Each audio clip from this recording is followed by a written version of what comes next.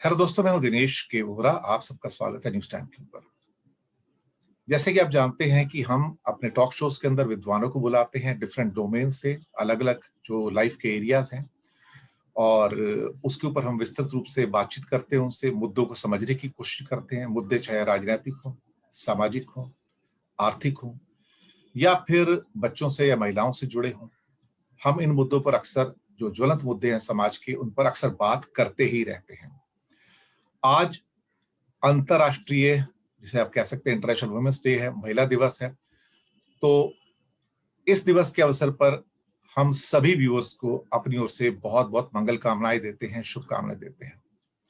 आज इस मौके पे इंटरनेशनल वुमेन्स डे के ऊपर हमारे साथ जो विद्वान महिला हमारे साथ हैं वो हैं डॉक्टर सुषमा गजापुरे। सुषमा जी, स्वागत है आपका इस शो के अंदर। नमस्कार दिनेश जी, बहुत बहुत नमस्कार। स्वागत है आपका भी। सुषमा जी एक शिक्षाविद है, एजुकेशनिस्ट हैं, स्कूल में प्रिंसिपल रह चुकी हैं, यानी कि टीचिंग का काम भी किया है सारी जिंदगी। इसके अलावा हिंदी साहित्य के अंदर एक बड़ा जाना माना नाम है। बहुत सारी विधाएं हैं जो उनके साथ जुड़ी हुई हैं, और समाज के अंदर उनको कई सम्मान भी मिल चुके हैं जो कि राष्ट्रीय स्तर के हैं। तो आज उनसे महिलाओं के मुद्दों के ऊपर हम बेबाकी से बात करेंगे, समझने की कोशिश करेंगे कि महिलाओं के क्या मुद्दे हैं, और आजादी के 73 साल बाद भी हमारे संविधान में सभी प्रोविजंस होने के बावजूद भी महिलाओं की स्थिति फिर भी उस सुधार पर नहीं आती है, ना राजनीतिक रूप से, ना सामाजिक रूप से, और ना ही आर्थिक रूप से। कहीं ना कहीं उनकी संघर्ष की जो यात्रा है वो अभी भी चल रही है, और जाने कब तक चलेगी। इन्हीं मुद्दों के ऊपर बात करने के लिए आज हमारे साथ डॉक्टर सुषमा गजापुरे। सुषमा जी, स्वागत है एक बार फिर से। पहली नमस्कार। टिप्पणी के साथ आपसे स्वागत करते हैं कि आज महिला दिवस है, अंतर्राष्ट्रीय महिला दिवस है, आपको बधाई। और आभार आपका। पहली टिप्पणी आपकी कि अंतर्राष्ट्रीय महिला दिवस के मौके पर पहला विचार क्या मन में आता है? नमस्कार दिनेश जी और सभी देखने वाले दर्शक।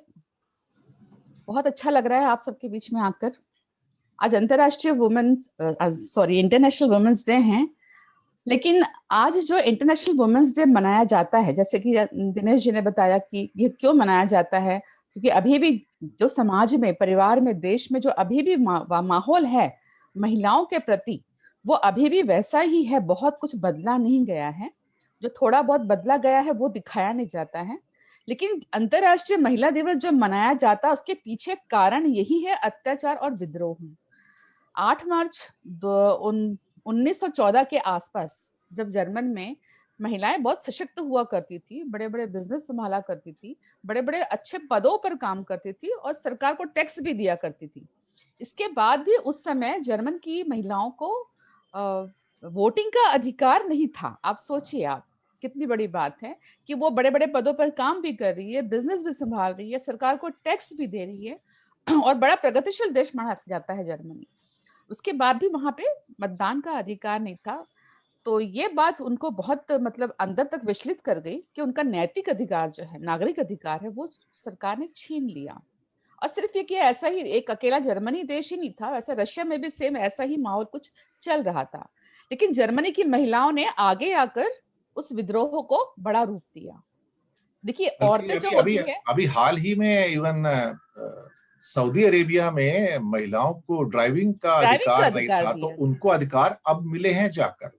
लेकिन दिनेश जी, बड़ी हास्यास्पद बात है कि समाज में हम एक तरफ समान अधिकारों की बात करते हैं, लेकिन कहीं ना कहीं किसी न किसी देशों में अभी भी महिला को बहुत सारे अधिकारों से वंचित रखा जाता है। मतलब महिलाओं को अगर कुछ चाहिए तो उन्हें उसके लिए लड़ना पड़ता है, उन्हें वो खुशी खुशी दिया नहीं जाता। ये बड़ी हास्यास्पद, और बड़ी हास्यास्पद से ज्यादा ये बड़ी दुख की बात है कि एक तरफ तो हम बड़ी बड़ी बातें करते हैं कि महिलाओं को सामने आना चाहिए, उनको सशक्तिकरण होना चाहिए, कंधे से कंधा मिला के काम करना चाहिए, लेकिन आंकड़े इसके बिल्कुल विरुद्ध विरुद्ध जाते हैं। और जितने भी देशों में ये सब चीजें हुई है, वहां महिलाओं ने लड़ के, विद्रोह करके ही अपना अधिकार पाया है। तो जब ये मैं आपको बता रही थी जर्मनी वाली जो चीज थी, उस समय रशिया में भी सेम ऐसा ही माहौल बना था। वहां की महिलाओं को भी ये सब अधिकार नहीं थे। जब जर्मनी की महिलाएं सड़क पे आई, तब रशिया की महिलाएं भी सड़कों पर आई। और कुल मिला के ये जो विद्रोह था, आंदोलन ने बहुत उग्र रूप ले लिया, बहुत बड़ा बन गया। और आखिरकार वहां की सरकार ने उनको मतदान का अधिकार दिया। तो सोचिए आप कि मतदान के अधिकार के लिए भी महिलाओं को लड़ना पड़ा था। तो उस दिन को लेके आज से भी अमेरिकन सोशलिस्ट पार्टी ने इस दिन को फिर वुमेन्स डे के रूप में मनाना शुरू किया। बहुत अच्छी इंफॉर्मेशन दी, बहुत अच्छी सूचना है, ये महत्वपूर्ण सूचना भी है। अब हम आते हैं, आप तो स्कूल्स की प्रिंसिपल काफी लंबे जी, टाइम से रही हैं और बच्चों को और बच्चियों को बहुत उनकी परेशानियों को भी ध्यान से देखा है। सबसे पहले चलिए स्कूल जाने वाली बच्चियों के बारे में ही बात करते हैं कि जी, भारत में एक बहुत बड़ी ऐसी संख्या है जहाँ पर बच्चियां एक हाइजीन की सुविधा ना होने के कारण, वॉशरूम की सुविधा ना होने के कारण 10, 11, 12 साल की उम्र में वो स्कूल छोड़ देती हैं। और जी, ये समस्या लाखों की नहीं है, करोड़ों की है देखा करोड़ों जाए की, तो। जी। तो अब ये समस्या सुलझे कैसे? अल्टीमेटली ये एक ऐसा कॉन्स्ट्रेंट है बच्चियों के लिए, माँ-बाप के लिए भी है, पढ़ने तो सब चाहते हैं, लेकिन जब एक मूलभूत सुविधाओं की कमी हो, स्कूलों के अंदर, गाँव में, इवन शहरों में भी, तो उनके पास स्कूल छोड़ने के अलावा कोई चारा नहीं रह नहीं जाता है। होता है। इस समस्या के बारे में आप तो खुद प्रिंसिपल हैं, तो आपको तो पता है, इस बारे में रही हैं, तो आप इसके बारे में क्या कहना चाहेंगी? जी, जी, मैं आपको इस बारे में बहुत अच्छी एक बात बताऊँगी कि जब मैं स्कूल में पढ़ाती थी, जब मैं मतलब प्रिंसिपल थी जिस समय मैं स्कूल में, उस समय जो आप सोचिए कि 7th के बाद की जो लड़कियाँ होती थी, वो अक्सर स्कूल नहीं आया करती थी। 1 हफ्ते के लिए स्कूल नहीं आया करती थी। तो मुझे समझ में नहीं आया कि हर महीने ये 1 हफ्ते की छुट्टियाँ क्यों लेती हैं? हालाँकि समझ में तो मुझे आ ही गया था कि कहीं न कहीं ये कुछ न कुछ ये मासिक धर्म का कुछ चक्कर है। असल में दिनेश जी होता है कि हमारे समाज में अभी भी मासिक स्राव को लेके जो है, अभी भी लोग खुलकर बात नहीं करते हैं, संकोच करते हैं, जिस पर खुल के बात होना बहुत ज़रूरी है। शहरों में तो फिर भी स्कूल होते हैं, लेकिन छोटे स्कूलों में भी जो लड़के-लड़कियों का जो बाथरूम होता है, वो कॉमन होता है। और महिला जो बच्चियाँ होती हैं, जब वो नया-नया उनको मासिक धर्म शुरू होता है, तो उनके अंदर बहुत असुरक्षित भावना होती है। वो एक अलग से भावनाओं के दौर से गुजर रही होती है, शारीरिक भी और मानसिक भी। तो उस समय वो जब उनको पीरियड शुरू होते हैं, तो वो स्कूल जाना पसंद नहीं करती है, क्योंकि वहाँ पे एक ही बाथरूम होता है। फिर भी जो प्राइवेट स्कूल होते हैं, वहाँ तो फिर भी आजकल प्रबंधन किया है अच्छा, अच्छे स्कूल में रहते हैं इंतज़ाम, लेकिन सरकारी स्कूलों में जो होते हैं, बिल्कुल भी सुविधाएँ नहीं होती हैं। ऐसे में जो बच्चियाँ होती हैं, उनके अंदर बहुत हीन भावना आती है, वो अपने आप को बहुत असुरक्षित और असहज महसूस करती है। कम्फर्ट उनको अच्छा नहीं लगता कि वो इस माहौल में स्कूल जाए।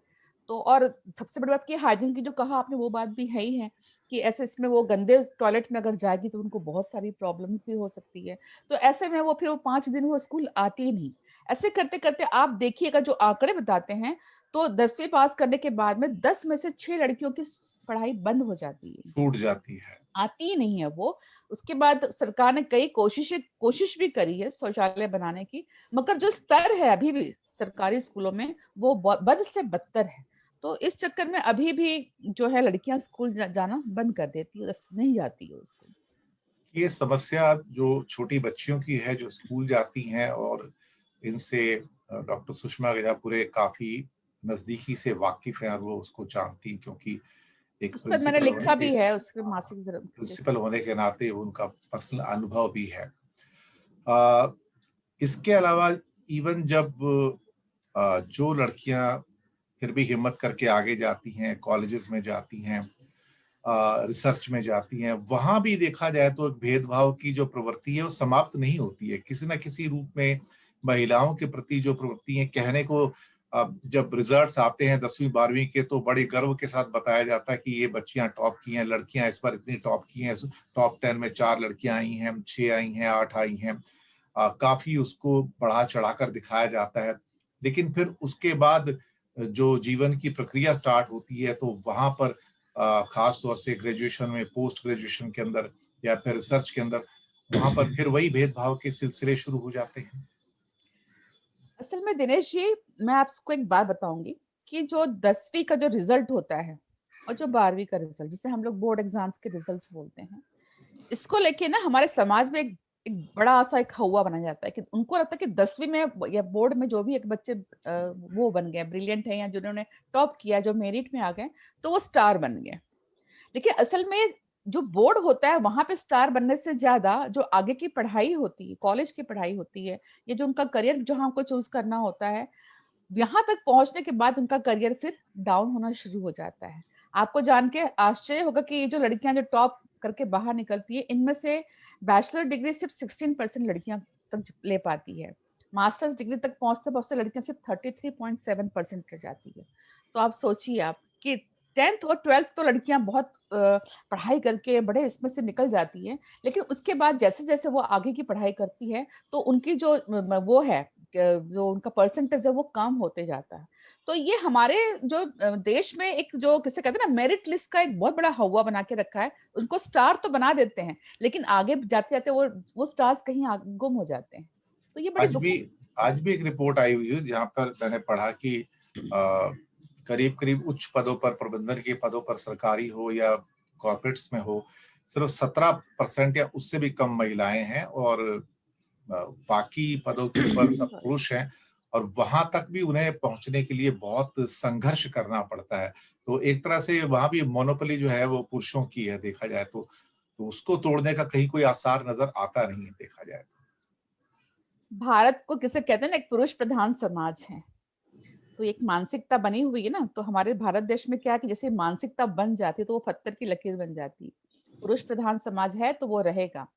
और एक पुरुष का जो ईगो होता है ना, आपने कभी देखा होगा, कभी सड़क पे चलते हुए कोई महिला अगर गाड़ी चला रही हो तो पुरुषों को लगता है कि ये आगे क्यों चल रही है, तो वो उसको ओवरटेक करके सामने आते हैं। ये मैंने कई बार देखा है, मेरे साथ भी ऐसी घटना हो चुकी है। तो ये जो ईगो है पुरुष का, वो ईगो नहीं होना चाहिए। एक तरफ अगर आप समाज की बात करते हैं तो उनको साथ में लीजिए ना। आप किसी भी कार्यालय में जाइए, ऑफिस में जाइए, कहीं पे भी जाइए, आपको समझ में आ जाएगा कि महिलाओं की स्थिति क्या है आज भी। आप उनकी सैलरी देख लीजिए, वो चाहे मतलब एक पुरुष और एक स्त्री एक ही पोस्ट पे काम कर रहे होंगे, उसके बाद भी उनकी सैलरी में काफी फर्क आता है। वैसे जो वेजेस होते हैं, मजदूरी होती है स्त्रियों की और पुरुषों की, हम लोग मतलब आप दूर मत जाइए ना, आप सैलरी वेजेस देख लीजिए, मजदूरी देख लीजिए। महिला को कम पुरुषों को कम, ऐसा क्यों भाई?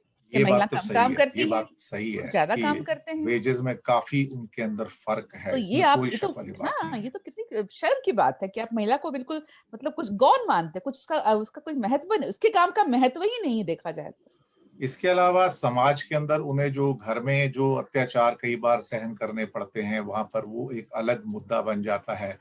वो कई बार अगर नौकरी करती हैं तो नौकरी करने के बाद उन्हें ये भी एक्सपेक्ट किया जाता है कि वो नौकरी भी करेंगी और घर में आके भी काम करेंगी, तो उनके ऊपर दोहरी मार पड़ जाती है। जबकि पुरुष समझता है कि मैं नौकरी करके आया हूं तो मैं सिर्फ नौकरी करूंगा और मैं घर के कामों में कोई सहयोग नहीं दूंगा। तो ये एक मुद्दा भी बहुत महत्वपूर्ण मुद्दा जी बनता है जी। कि वहां पर महिलाओं से दरअसल डबल श्रम करने की जिसे कहते हैं कि एक अपेक्षा की जाती है। ये सही बात है बिल्कुल। जी जी जी। असल में दिनेश जी, हमारे भारतीय समाज में अभी भी महिलाएं जो घर में काम करती है, उसे सिर्फ घर का काम करना मतलब आवश्यक है, वो ही घर में काम करेगी। उसको एक मतलब वो कैसे कहते हैं ना कि एक जरूरी काम, शादी होगी तो स्त्री घर में काम करेगी, उसके उसके श्रम को उन लोग श्रम मानते ही नहीं है। जबकि आप देखिए कि जो ऑफिस में काम करते हैं, उन वो तो सिर्फ 6 7 8 घंटे घर काम करते हैं, लेकिन जो घर में हाउस वाइफ जो घर में काम करती है, वो तो 24 घंटे काम करती है। तो क्या उसका श्रम काउंट नहीं होना चाहिए? बिल्कुल, इसके ऊपर अंतर्राष्ट्रीय स्तर पर भी बहुत चर्चाएँ हो रही हैं कई दशकों से कि स्त्रियों का जो घर में कंट्रीब्यूशन है उसको क्वांटिफाई नहीं किया जाता, जोड़ा नहीं जाता। बिल्कुल नहीं तो किया जाता। जीडीपी के अंदर उसको भी जोड़ने की ज़रूरत है, लेकिन कहीं न कहीं वो नहीं हो पा रहा है, और या फिर वही पुरुष प्रधान समाज है तो वहाँ पे चीज़ें नहीं बन पाती हैं। राजनैतिक अगर परिप्रेक्ष्य में आते हैं तो वहाँ भी हम पाते हैं कि 33% रिज़र्वेशन की बात होती है असेंबलीज़ में, पार्लियामेंट में, लेकिन शायद वो पुरुष प्रधान समाज होने के नाते ये बातें सिर्फ साल के 1 दिन निकलती हैं, कही जाती हैं और फिर उसके बाद ये ठंडे बस्ते में चली जाती हैं। जी तो राजनीति में तो पुरुष चाहेंगे ही नहीं कि महिलाओं की संख्या आए, तो ये भी एक बहुत बड़ी समस्या है देखा जाए तो। जी जी जी। अभी आपने ये राजनीति वाली बात की तो मुझे एक बड़ी अच्छी मजेदार बोलिए, या मजेदार के साथ साथ तो बड़ी गंभीर एक वो है। असल में गांव में मंत्री वगैरह तो होते नहीं, वहां पे पंचायत होती है। जी, तो अब इन्होंने आरक्षण तो रखा हुआ है, तो मैंने एक बीच में पंचायत फिल्म देखी थी, बड़ी बहुत अच्छी मूवी है वो। तो वहां पे पंचायत में सरपंच जो है वो महिला है। महिला सरपंच होने के बाद भी वो घर में रहती है, अपने घर के सारे काम करती है, और ऑफिस में पूरे काम उनका जो पति है वो करता है। और बकायदा जब बैनर लगते हैं तो वहां पे बकायदा सरपंच पति लिखा होता है। जो भी प्रोग्राम्स होते हैं, जो फंक्शंस होते हैं, तो मुख्य अतिथि के रूप में सरपंच का जो लेडी है उसका नाम नहीं, वहां सरपंच पति लिखा होता है। तो अब ये तो वास्तविकता जो उस फिल्म में दिखाई गई थी। और अभी भी कई जगह ऐसा है कि गांव में महिलाएं सरपंच है, लेकिन उनका सारा काम उनके पति संभालते हैं। तो इसमें कहीं ना कहीं महिलाओं को भी अपना विरोध जताना चाहिए और सामने आना चाहिए। असल में महिलाएं भी कभी कभी कमजोर बन जाती है या कमजोर बनाया जाता है, ये अलग मुद्दा है, इस पर तो काफी बड़ी बहस हो सकती है, लेकिन वो नहीं कर पाती है। तो ये राजनीति में भी ऐसा कई बार है, देखिए आप कितनी महिलाएं काम करती है, कुछ मंत्री भी है महिला, लेकिन नहीं कर पाते, उनको आगे नहीं आने दिया जाता है। तो कहीं ना अब कहीं अर्थव्यवस्था के अंदर आए तो वहां पर तो महिलाओं की संख्या एकदम से गौण सी हो जाती है। हाँ, वहां पर गौण है तो वो। बहुत कम लोग हैं जो आपको भारत सरकार के उच्च पदों में, जो प्रबंधन के एरियाज हैं या प्राइवेट के हैं, जहाँ पे महिलाएं मिलेंगी। कोई कोई लेडी आपको मिलेगी जो बैंक्स में टॉप पर पहुंचती है, अदरवाइज तो नाम ही नाम रह जाते हैं देखा जाए तो। समाज में जो बढ़ता हुआ क्राइम है उनके खिलाफ, ये एक बड़ा महत्वपूर्ण मुद्दा है। खासतौर से उनके मर्डर्स किए जा रहे हैं, बलात्कार करके छोटी बच्चियों को भी नहीं बख्शा जा रहा है। और विशेष रूप से ऐसी खबरें उत्तर प्रदेश से चर्चा का विषय बनती रहती हैं। ये परिस्थिति दिन प्रतिदिन खराब होती जा रही है, यहाँ सुधरने का नाम नहीं है। और महिलाओं का, बच्चियों का घर से बाहर निकलना मुश्किल होता जा रहा है, और सुरक्षा की दृष्टि से इसके बारे में आप क्या कहेंगे? हाँ, अभी आप जब मुझसे बात कर रहे थे तो मुझे एक घटना याद आ गई जो अभी अभी हुई है, साउथ दक्षिण राज्य में हुई है। अभी हम बच्चियों के बात कर रहे हैं। हम कहते हैं सुरक्षा होनी चाहिए। साउथ में एक बहुत बड़ी महिला अफसर, उसके साथ में वहां के एक बड़े महिला पुरुष अफसर, वो उनके साथ में ज्यादती करते हैं। मतलब उनको गाड़ी में बिठाते हैं जबरदस्ती, उनको फोटो दिखाते हैं, उनके साथ में अच्छा अश्लील व्यवहार करते हैं। तो आप सोचिए कि पुरुषों की हिम्मत कितनी है। जब एक महिला पुलिस अफसर, आईपीएस अफसर के साथ में इस तरह होता है, तो आप सोचिए सामान्य जो व्यक्ति है या जो महिलाएं हैं या बच्ची, उनके साथ में समाज में क्या होता होगा। आपको याद होगा निर्भया कांड हुआ था, बड़ा बिल्कुल। घिनौना कांड हुआ था, बहुत बुरा हुआ था। उसके बाद में पूरे देश में इतना हल्ला, इतने जुलूस, इतने कैंडल मार्च निकले थे। तो उस समय एक आशा थी कि कहीं ना कहीं सरकार इसके ऊपर बहुत बड़ा कड़ा कदम उठाएगी या कुछ कड़ा कानून लाएगी। लेकिन वो केस भी इतना लंबा खींच गया कि मतलब समझ में नहीं आया, क्योंकि उसका तो मतलब ऐसा भी नहीं कि सबूत नहीं थे, सबूत थे, सब कुछ था।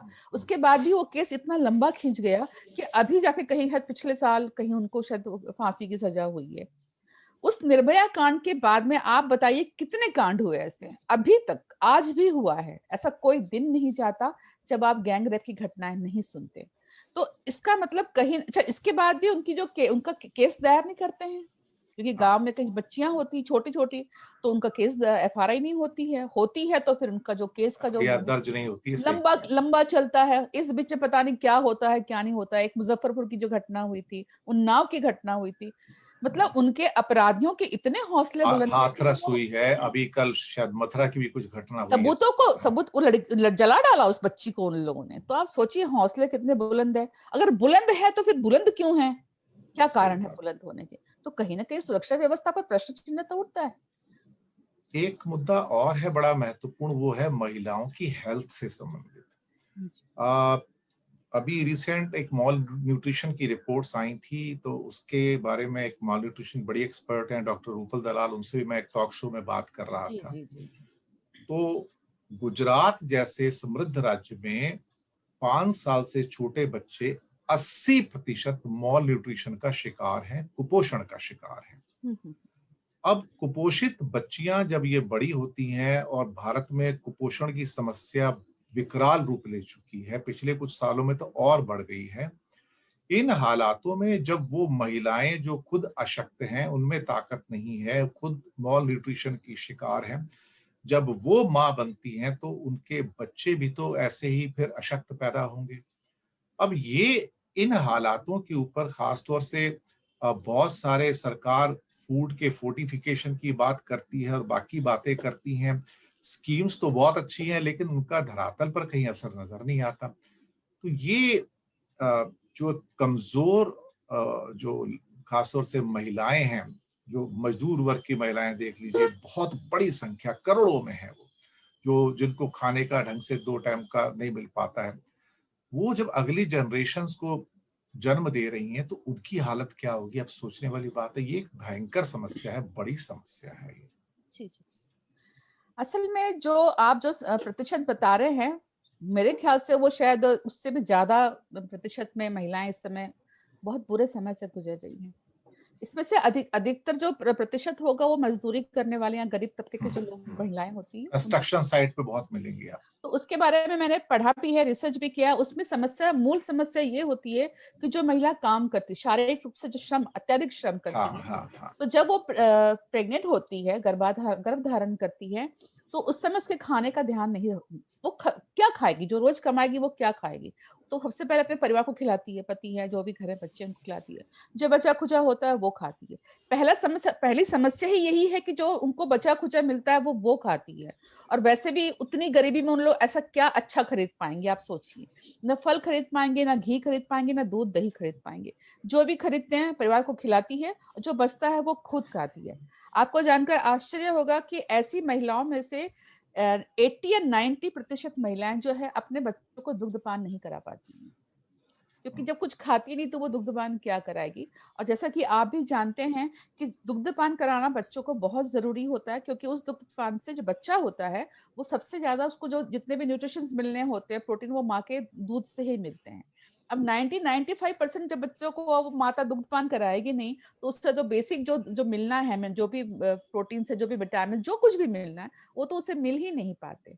और फिर जब बच्चा हो जाता है, उसके बाद जो घर में बचा-खुचा होता है, उस बच्चे को उन लोग पिलाते हैं। आप मैंने तो कई बार सड़कों पे देखा है माँओं को जो इतना सा दूध लाते कटोरी में, उसमें पानी डाल के बच्चों को पिलाती है। तो बच्चे कहाँ से हेल्दी होंगे, आप सोचिए। तो जब बच्चे हेल्दी नहीं होंगे तो हमारा भारत की जो भविष्य है वो कहाँ से सुगठित और सशक्त होगा। एक लास्ट में एक मुद्दा बचता है, जिसके ऊपर मैं बात करना चाहूँगा before I wind up, domestic violence. जी, जी। ये एक बड़ा ही और भारत के अंदर डोमेस्टिक वायलेंस का पैमाना बहुत बड़ा है, और बहुत ये बड़ा अभी कभी भी है। बाहर बाहर निकल कर नहीं आता है। यहाँ पे महिलाओं के ऊपर खास तौर से जो घर में जो अत्याचार किया जाता है, वो खबरें हमेशा दब कर रह जाती हैं और उनके सही आंकड़े कभी भी निकल कर नहीं आते हैं।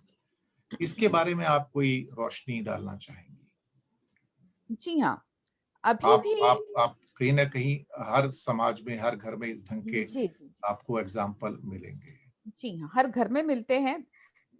हमें असल में ये लगता है कि शारीरिक जो उत्पीड़न होता है वही उत्पीड़न होता है। शरीर पे चोट आए तो वो उत्पीड़न है। लेकिन ऐसा नहीं होता है दिनेश जी। कभी-कभी मानसिक उत्पीड़न शारीरिक उत्पीड़न से ज़्यादा हो जाता है। अ, हम मान सकते हैं कि एक जो शराब है, शराब पीने के बाद इंसान घर में पत्नी को मारता है, पिटता है।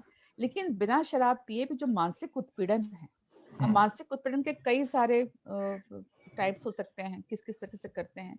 लेकिन शारीरिक से ज़्यादा मानसिक उत्पीड़न बहुत ज़्यादा होता है, क्योंकि मूलतः जो महिलाएँ होती हैं, थोड़ी संवेदनशील होती हैं हुँ, और हुँ। पुरुष हमेशा उसकी कमज़ोर कड़ी जो होती है, उस पे आक्रमण करता है। उसको मानसिक इतना ज़्यादा टॉर्चर किया जाता है कि वो शारीरिक रूप से अपने आप कमज़ोर हो जाती है। और ये एक जिसे कहेंगे ना कि वो उनकी मानसिकता को पहचानते हैं पुरुष कि पहले इसे मानसिक रूप से कमज़ोर कर दिया जाए, फिर इसे शारीरिक रूप से इसके ऊपर अटैक किया जाए। तो ये ऑलरेडी कमज़ोर तो रहेगी। तो वो महिला आप सोचिए आप शारीरिक भी और मानसिक रूप दोनों तरफ से उत्पीड़न होता है और आप सही कह रहे हैं मानसिक उत्पीड़न का या शारीरिक उत्पीड़न का जब हम लोग घरेलू हिंसा का जो आप कह रहे थे, जब हम जाते हैं वहाँ पे पुलिस स्टेशन पे, मैंने भी कई बार बात की है, तो उन लोग कहती हैं आपका पर्सनल मैटर, घर की बात यहाँ तक क्यों लेकर आते हैं? इस हुँ, पति-पत्नी में झगड़ा नहीं होता। इसका इतना बड़ा वो मत करिए, आपस में बैठिए सुलझा लीजिए। अरे ये सुलझाने में चीज़ें इतनी हो जाती है कि महिलाएँ आत्महत्या कर लेती है या फिर पति उसकी हत्या कर देता है। हुँ, तो अभी भी पुलिस इसको बिल्कुल गंभीरता से नहीं लेती है और इस पे बहुत जल्दी बहुत बड़ा कानून बनना चाहिए। क्योंकि स्त्रियों को क्यों आप उस पर क्यों अत्याचार करते हैं आप? तो उस पे कानून बनना चाहिए। बिल्कुल। अब इतने समस्याओं के बावजूद भी एक कम से कम एक खुशहाल नोट पे हम प्रोग्राम खत्म कर सकते हैं कि उसके बावजूद भी महिलाएं ऊपर आती हैं। आपका भी एग्जाम्पल है कि संघर्ष करते करते आप यहाँ तक पहुंची हैं जीवन के इस पायदान पर, जहां आपने बहुत कुछ अचीव किया है। और बाकी भी जो बच्चियां बड़ी होके स्पोर्ट्स के क्षेत्र में हो या प्रबंधन के क्षेत्र में हो, बैंकिंग में हो, सरकार में हो या पुलिस में हो, अभी तो आर्मी और एयरफोर्स में भी आ रही हैं पायलट बन के, तो नाम भी ऊंचा कर रही हैं, ऐसा नहीं है। तो कहीं ना कहीं उनका जो हौसला है वो अपने आप में बुलंद है। इतने सारे कॉन्स्ट्रेंट, कमियों के बावजूद, मजबूरियों के बावजूद, वो जो फाइटिंग स्पिरिट है उनकी महिलाओं की, तो उसको तो हमारा भी सलाम है। और क्योंकि वो जब चाहे वो रिपब्लिक डे परेड का कॉन्टिंजेंट हो, वहां पर एनसीसी का हो या आर्मी का हो, या फिर वो हंसते मुस्कुराती बच्चियां हों जो झांकियों में निकलती हैं, या फिर इसके अलावा जो महिलाएं तेज कदम बढ़ा रही हैं स्पेस के क्षेत्र में, एटॉमिक एनर्जी के अंदर, अलग अलग जो विधाओं के अंदर वो कमाल कर रही हैं। और भारत की बच्चियां तो बाहर जाके भी कमाल कर रही हैं। अभी जो बाइडेन साहब ने भी काफी तारीफ की है। तो देखा जाए तो महिलाओं का योगदान काफी रहा है, इसमें कोई शक वाली तो बिल्कुल बात नहीं है। और काफी उन्होंने अचीवमेंट भी की है। तो एक लास्ट नोट इस पर लेते हैं आपसे। जी हाँ, आपने बहुत अच्छी बात बताई। इतनी सब नकारात्मकता या सब ऐसा माहौल होने के बाद भी आज महिला बहुत आगे हैं। हर क्षेत्र में, ऐसा नहीं कि किसी भी क्षेत्र में, हर क्षेत्र में आगे हैं। तो वास्तव में उन्हें सलाम करना चाहिए। उनकी इस इतनी मतलब वो इतने ऐसे माहौल में अगर वो आगे बढ़ रही है, तो सोचिए उन्होंने कितना कुछ सह के वो आगे निकली होगी। तो एक तो उन्हें सलाम तो बनता ही है हमारी तरफ से। और दूसरा मैं ये कह रही थी आपसे कि मैं एक रिक्वेस्ट करना चाहती हूँ सारी महिलाओं को कि अगर उनके खिलाफ थोड़ा-सा भी अन्याय होता है, उसे छोटा मान के चुप मत रहिए। आपके खिलाफ अन्याय होता है तो आवाज़ उठाइए। जो आवाज़ उठाता है उसके साथ आवाज़ें जुड़ती हैं। ऐसा ना हो कि आपकी इस आवाज़ को घर में पहले ही दबा दिया जाए, आवाज़ उठाने के पहले। इसके लिए आवाज़ उठाइए और जो भी अन्याय है उसके खिलाफ खड़े होइए। ये आत्मविश्वास होना बहुत ज़रूरी है। और यही मेरे ख़्याल से वुमेन्स डे का बहुत बड़ा एक वो होना चाहिए घोष वाक्य कि आप आवाज़ तो उठाइए। आपकी एक आवाज़ के साथ में 100 आवाज़ें साथ में आपकी जुड़ जाएगी और 100 से फिर ये एक बहुत बड़ा कारवां बन सकता है। तो ये आज बहुत माहौल खराब है, लेकिन उस माहौल में भी हमें हर माहौल में खड़े होना है, क्योंकि औरत कभी कमज़ोर नहीं होती है। सशक्तिकरण जो औरत एक मतलब जन्म देती है किसी बच्चे को, तो उसको आप मतलब कमज़ोर कैसे मान सकते हैं? तो मेरा तो ये सैल्यूट है। बहुत अच्छी टिप्पणी है। और कहीं न कहीं हमें इस सलाम से ऊपर जाने की, बाहर ऊपर जाने की जाने की आवश्यकता ज़रूरत है, है। जी, ताकि जी। एक महिलाओं को हम सिर्फ़ एक, क्या कहते हैं ना, कि एक एडवर्टाइज़मेंट के अंदर कमोडिटी के तौर पर ना देखें। जी, जी, जी। उनको एक सशक्त जो हमारा हिस्सा है ज़िंदगी का, उसके रूप में देखें। एक इसके इंटेग्रल लिए पार्ट लड़ाई जो उसे है, खुद को लड़नी पड़ेगी। जो इंटेग्रल पार्ट है उसके रूप में देखें। उनको बढ़ावा दें, एनकरेज करें, ताकि वो आगे चल के समाज में प्रतिष्ठित जो है पद हैं उनको हासिल करें। अपना गौरव भी बढ़ाएँ, परिवार और समाज का गौरव भी बढ़ाएँ। तो इसके अलावा कोई और आखिरी टिप्पणी अगर आप करना चाहें तो? मैंने वही कहा कि एक तो आवाज़ उठानी है हुँ। और शिक्षा छोड़नी नहीं है लड़कियों को। शिक्षा के प्रति शिक्षा पूरा के तहत ध्यान देना हाँ, है, क्योंकि जी, शिक्षा शिक्षा पे ही वो बहुत ध्यान लाइट है, देना है। वो मशाल है जिसके द्वारा जी, हम जी, जी। अंधकार को और मिटा सकते मेरा कहना एक और है कि अगर आपको आस-पास जैसे मेरे यहाँ मेरी मेड आती है, अभी वो उसको उसकी 17 साल में शादी हो गई थी। तो अभी मैंने उसको कन्विंस किया, अभी वो 10th क्लास का फॉर्म भरेगी, उसको मैं पढ़ाना चाहती हूँ कि वो पढ़े। तो ऐसे जो महिलाएँ हमारे आस-पास दिखती हैं, उनको ज़रूर हमने प्रोत्साहित करना चाहिए क्योंकि शिक्षा जो होती है उससे स्त्री का आत्मविश्वास बहुत बढ़ता है। तो चाहे छोटे स्तर पे ही क्यों ना हो, हम लोग कहते हैं ना बूँद-बूँद से सागर भरता है। हमारे आस-पास जो भी कमज़ोर स्त्रियाँ दिखती हैं, उनको मानसिक और शारीरिक रूप से हमको सशक्त बनाना पड़ेगा। तब जाके हमारा ये जो इंटरनेशनल वुमेन्स डे है, वो सार्थक होगा, नहीं तो बस ये एक दिन का सेलिब्रेशन मानकर डस्टबिन में चला जाएगा। तो दर्शक मित्रों, आज अंतर्राष्ट्रीय महिला दिवस, सबको फिर से बधाई। और हमारे साथ आज जो बनी हुई थी, अभी भी हैं, एक सशक्त महिला डॉक्टर सुषमा गजापुरे। एजुकेशन की दुनिया में बड़ा नाम, साहित्य की दुनिया में, हिंदी साहित्य में एक बड़ा नाम, और इसके अलावा और भी कई विधाएं उनके साथ जुड़ी हुई हैं। तो हमारा सौभाग्य था कि वो आज हमारे साथ जुड़ी। उन्होंने महिलाओं के मुद्दों के ऊपर काफी महत्वपूर्ण जानकारियां दी और बातचीत की। तो दर्शक मित्रों, हम आपसे फिर जल्दी मिलेंगे और एक नए मुद्दे के साथ, एक नए मेहमान के साथ। हमें दीजिएगा आज्ञा। इस वादे के साथ कि फिर मुलाकात होगी एक नए विद्वान, एक नए विषय के साथ। तो डॉक्टर सुषमा गजापुरे, आपका बहुत-बहुत धन्यवाद। आप हमारे साथ आईं। बहुत-बहुत आभार दिनेश शुक्रिया। जी, मुझे बुलाया। मुझे बहुत अच्छा जी, लगा आपसे बात शुक्रिया करके। आपका। नमस्कार। धन्यवाद आपका नमस्कार। बहुत-बहुत।